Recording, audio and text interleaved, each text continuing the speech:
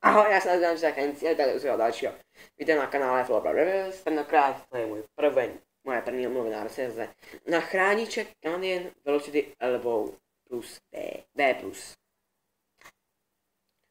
High Speed Goal je systém, vypadá takto nějak.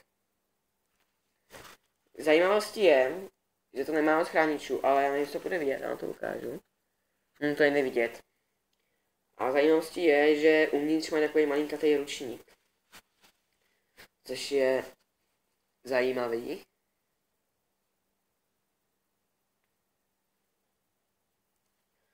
Jsou sice trošku, tady kasy budou trošku svědět, ale moc to nevadí. Mám ukážu ještě jednou ten znak úplně. To je velmi pěkné. Na to, že vypadá jako, že to jsou volejbálky. To není pravda. Jsou velmi tvrdé jako normální. A já jsem je koupil, už nejsou pomalu dostání.